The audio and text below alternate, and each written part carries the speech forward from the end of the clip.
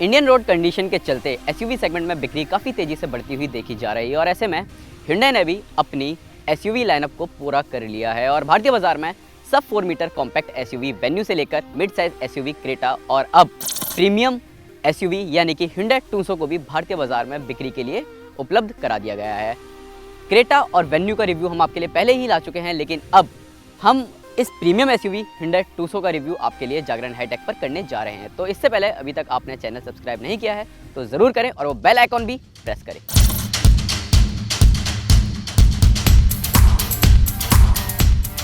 Hyundai Tucson के front look से हम शुरुआत करें तो ये फ्रंट से दिखने में काफ़ी ज़्यादा बोल्ड, सोफिस्टिकेटेड और एग्रेसिव नज़र आती है। काफ़ी सिंपल सा इसमें डिज़ाइन आपको देखने को मिलता है। हॉरिजॉन्टल क्रोम स्लेटेड जो ग्रिल्स हैं हेक्सागोनल, वो काफ़ी ज़्यादा इसमें अच्छी लगती है और Hyundai की सिग्नेचर ग्रिल है तो जाहिर सी बात है आपको अच्छी ज़रूर लगेंगी ही। इसके अलावा इसमें आपको पेंटा प्रोजेक्टर हेडलैम्प्स आपको देखने को मिलते हैं जो कि काफ़ी बेहतर डिज़ाइन के साथ आते हैं और इनकी रोशनी भी रात के टाइम काफ़ी ज़्यादा ज़बरदस्त है। जब आप इस गाड़ी में अंदर से देख रहे होते हैं या फिर बाहर से इस गाड़ी को आप देख रहे होते हैं तो काफ़ी ज़बरदस्त ये गाड़ी की जो लाइट्स हैं वो आपको लगती है। इसके अलावा यहाँ पर आपको जो फ्रंट स्किड प्लेट है वो आपको सिल्वर कलर में मिलती है और काफ़ी बेहतरीन इसे लुक देती है। इसके अलावा नीचे की तरफ आप देखते हैं तो जो फॉग लैंप है वहाँ पर आपको हेलोजन बल्ब मिलता है, लेकिन आपको जो इंटीग्रेटेड DRL है वहाँ पर भी आपको मिलते हैं। तो ओवरऑल फ्रंट से ये गाड़ी आपको बहुत ज़्यादा एक वाइड पोजिशनिंग देती है, साथ ही साथ प्रीमियम लुक भी आपको पूरी तरह से ये देती है। Tucson फेसलिफ्ट के साइड प्रोफाइल की बात करें तो यहाँ पर सबसे पहले आपकी नज़रें जो इसके 18 इंचेस के एलॉय व्हील्स हैं वहाँ पर जाएगी और काफ़ी सुंदर ये लगते हैं जब ये गाड़ी चल रही होती है और साइड से आप इस गाड़ी का प्रोफाइल देख रहे होते हैं। व्हील आर्चेस इस गाड़ी को काफ़ी ज़्यादा मस्कुलर लुक देते हैं और साइड से अगर आप देखते हैं इसके जो ORVM है वो भी काफ़ी ज़्यादा डिसेंट लुक के साथ आते हैं। इंटीग्रेटेड 10 इंडिकेटर्स आपको इसमें मिलते हैं, LED हैं और साथ ही आपको यहाँ पर जो डोर हैंडल्स हैं आपको उन पर क्रोम देखने को मिलता है और ये जो विंडो लाइंस हैं यहाँ पर भी आपको क्रोम का इस्तेमाल देखने को मिलता है और ये इंक्लाइन बेसिस पर आपको इस गाड़ी में देखने को मिलती हैं। रूफ रेल्स काफ़ी ज़्यादा इसमें प्रीमियम लगते हैं और साथ ही ये जो लाइंस है, ये जो स्कल्प्टेड लाइंस आप साइड में देख रहे हैं, क्रीजेस आप देख रहे हैं, ये इस गाड़ी को पूरी तरह एक तेज़ तर्रार रूप देते हैं। तो चलिए अब बात करते हैं रियर प्रोफाइल में और देखते हैं वहाँ क्या कुछ इस गाड़ी में नया देखने को मिलता है।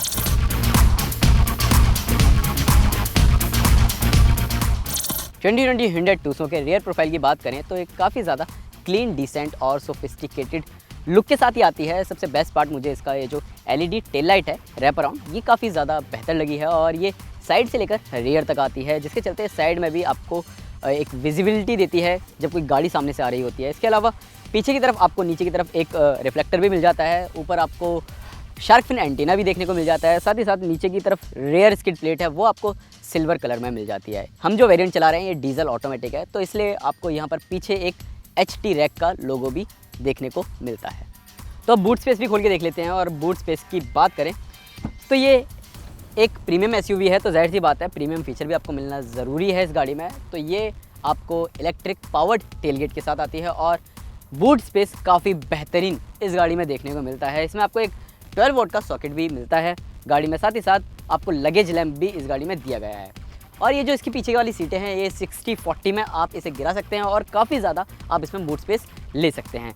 इसके अलावा आपको यहाँ पर एक स्पेयर व्हील मिलता है, लेकिन ये आपको 17 इंच का मिलता है। जैसे कि 18 इंच के सभी व्हील्स दिए गए हैं वैसा नहीं मिलता है, आपको 17 इंच का व्हील मिलता है और इसमें आपको लिमिट दी गई है 50 MPH मैक्सिमम चला सकते हो और 80 km/h इसमें मैक्सिमम आप इसे चला सकते हैं स्पेयर व्हील को लगाकर।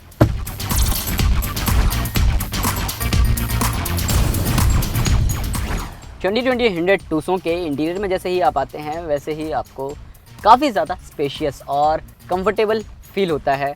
डैशबोर्ड पर काफ़ी बेहतरीन प्लास्टिक का इस्तेमाल किया है और साथ ही यहाँ पर आपको सॉफ्ट टच मटेरियल भी देखने को मिलता है। 8 इंच का इंफोटेनमेंट सिस्टम मिलता है और इसके नीचे आपको हॉरिजॉन्टली शेप में आपको AC वेंट्स मिलते हैं और साइड में आपको वर्टिकली शेप में मिलते हैं। डुअल जोन क्लाइमेट कंट्रोल आपको इसमें मिलता है, यानी कि ड्राइवर वाला अपना अलग सेट कर सकता है AC और पैसेंजर वाला अपना अलग सेट कर सकता है, तो दोनों में लड़ाई नहीं होगी कि भैया इतना कर दो उतना कर दो। इसके अलावा नीचे की तरफ अगर आप देखते हैं तो यहाँ पर आपको वायरलेस चार्जर मिल जाता है, साथ ही साथ आपको 2 कप होल्डर्स मिल जाते हैं। कॉइन्स वगैरह या कार की की रखने के लिए यहाँ पर आपको स्पेस मिल जाता है। इधर की तरफ आपको जो इस गाड़ी के कंट्रोल्स हैं, मतलब ये जो बटन्स आप देख रहे हैं यहाँ पर आपको parking assist, auto hold, drive mode और ये जो आप देख रहे हैं ये डाउन हिल ब्रेक कंट्रोल आपको यहाँ पर मिल जाता है। ऑटोमेटिक वेरिएंट है, 8 स्पीड ऑटोमेटिक वेरिएंट है, तो इसलिए आपको यहाँ पर ये जो गियर बॉक्स है ये भी आपको ऑटोमेटिक देखने को मिलता है। ऊपर की तरफ अगर आप आते हैं तो यहाँ पर आपको USB पोर्ट देखने को मिलता है, 12 वोल्ट का सॉकेट मिलता है, एक और सॉकेट आपको 12 वोल्ट का दिया जा रहा है। और ये जो AC कंट्रोल्स के जो बटन्स हैं ये काफ़ी क्लासिक लुक ये देते हैं आपको और काफ़ी मॉडर्न भी ये लगते हैं। इसके अलावा यहाँ पर अगर आप देखते हैं जो सेंट्रल कंसोल में आर्मरेस्ट है वो अच्छे खासे स्टोरेज स्पेस के साथ आता है। और सीटों की बात करें तो सीटों में जो आराम आपको मिलता है वो काफ़ी बेहतरीन आपको मिलता है। एडजस्टेबल हेडरेस्ट आपको चारों सीटों पर देखने को मिलता है। रियर सीट देख लो या फिर फ्रंट सीट देख लो, चारों सीटों पर आपको एडजस्टेबल हेडरेस्ट देखने को मिलता है। साइड सपोर्ट काफ़ी ज़्यादा अच्छा है और थाई सपोर्ट और शोल्डर रूम अगर आप देख रहे हैं दोनों सीटों में तो आपको वो भी बहुत ज़्यादा बेहतरीन मिलता है। तो अब फीचर्स की बात करें, फीचर्स के तौर पर कंपनी ने इसमें पैनोरामिक सनरूफ दिया है, काफ़ी बड़ा ये सनरूफ है। इसके अलावा आपको यहाँ पर सनग्लास होल्डर मिलता है जो कि काफ़ी बेहतरीन है। इसके अलावा ये जो गाड़ी है ये कनेक्टेड कार है तो Hyundai ब्लू लिंक फीचर के साथ भी ये आपको मिलती है, जिसमें आपको काफ़ी सारे कनेक्टेड फीचर्स भी देखने को मिलते हैं जैसे कि वेन्यू क्रेटा में आपको मिलते हैं। तो अब देखते हैं कि हमें क्या पसंद नहीं आया। तो इस गाड़ी में मुझे सब कुछ पसंद आया, लेकिन जो चीज़ पसंद नहीं आई वो है यहाँ पर अगर आप वैनिटी मिरर के साथ आप ये जो लाइट देख रहे हैं ये मतलब लाइट का कुछ मतलब बन नहीं रहा है। मुझे लगता है कंपनी को यहाँ पर LED लाइट लगाने की ज़रूरत थी। तो ये छोटा सा बल्ब लगाया हुआ है, इसकी रोशनी इतनी ज़्यादा खास नहीं लग रही है। ओवरऑल इस गाड़ी का जो इंटीरियर है वो काफ़ी ज़्यादा बेहतरीन, क्लासिक और प्रीमियम लगता है। कुछ प्रीमियम फीचर्स के तौर पर टूसो में आपको ड्राइवर और को पैसेंजर सीटें दोनों ही आपको इलेक्ट्रिकली एडजस्टेबल मिलती हैं। इसके अलावा इसमें आपको इन्फिनिटी का सराउंड साउंड सिस्टम मिलता है जो कि काफ़ी ज़्यादा प्रीमियम इस गाड़ी में आवाज़ देता है।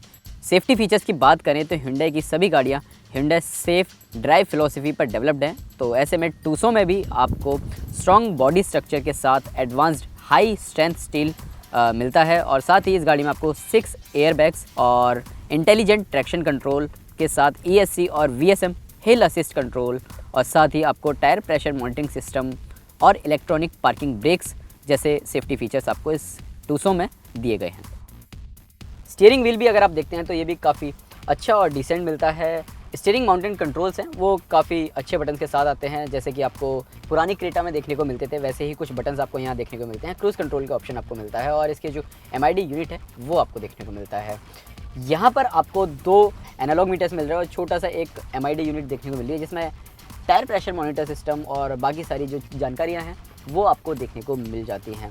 इसके ड्राइविंग मोड्स के बारे में आपको सभी जानकारी मिल जाती है, फ्यूल रेंज, फ्यूल इकोनॉमी और जो इसके ट्रिप मीटर्स हैं वो सभी आपको जानकारी ये देता है। अब चलते हैं रियर सीटों पर और जानते हैं वहाँ क्या कुछ कंपनी ऑफर कर रही है। Hyundai टूसो के रियर सीटों पर अगर आप आते हैं तो यहाँ पर भी काफ़ी अच्छा और डिसेंट स्पेस आपको देखने को मिलता है। SUV है तो SUV में जो स्पोर्ट्स यूटिलिटी व्हीकल यानी कि स्पोर्ट्स की जो कैरेक्टर है वो आपको एक्सटीरियर में इसमें देखने को मिल जाती है। यूटिलिटी यानी कि जो यूटिलिटी का ध्यान है वो भी कंपनी ने इसके इंटीरियर में रखा है और व्हीकल तो ये है ही। तो यूटिलिटी के तौर पर अगर हम बात करें तो फ्रंट डोर्स देख लो, ग्लव बॉक्स देख लो, आर्मरेस्ट देख लो या सेंट्रल कंसोल देख लो और पीछे की तरफ आप इसके डोर्स भी देख लो तो यहाँ पर काफ़ी अच्छा स्टोरेज स्पेस देखने को मिलता है। और साथ ही यहाँ पर रियर पैसेंजर के लिए जो आर्मरेस्ट है यहाँ पर भी आपको 2 कप होल्डर्स देखने को मिलते हैं। काफ़ी स्पेशियस ये गाड़ी लगती है तो इसलिए पीछे की तरफ भी 3 बंदे ईजिली बैठ सकते हैं। आगे वाली सीट जो ड्राइवर सीट है वो मेरे हिसाब से सेट है और पीछे की तरफ मैं बैठा हुआ हूँ तो मुझे ऐसा लग रहा है कि ये मुझे पूरा एक कमरा मिल चुका है और इस गाड़ी में मैं ईजिली बहुत ज़्यादा कंफर्टेबल बैठा हुआ हूँ। मेरी एवरेज हाइट है तो मुझे तो बहुत ज़्यादा स्पेस इस गाड़ी में मिल रहा है।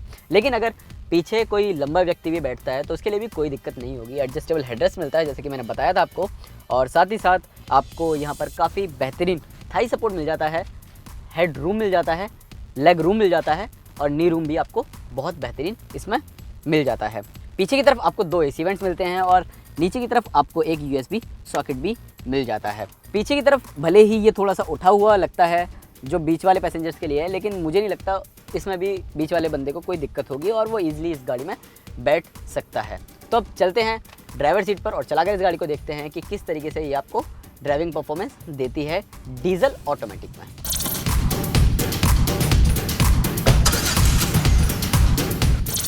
2020 Hyundai Tucson 2 इंजन ऑप्शन में आती है जिसमें आपको पेट्रोल 2 लीटर का इंजन मिलता है और डीजल भी आपको 2 लीटर का ही मिलता है। पेट्रोल जो इंजन है वो आपको 152 PS की पावर और 192 न्यूटन मीटर का टॉर्क देता है और 6 स्पीड ऑटोमेटिक ट्रांसमिशन के साथ आता है। वहीं जिसका डीजल इंजन है वो आपको 185 PS की पावर और 400 न्यूटन मीटर का टॉर्क देता है और ये जो डीजल इंजन है ये 8 स्पीड ऑटोमेटिक ट्रांसमिशन के साथ आता है, जो कि इस सेगमेंट के लिए नया है। और सबसे खास बात, मतलब हम डीजल वेरिएंट ही चला रहे हैं तो हम बात भी डीजल वेरिएंट की करेंगे।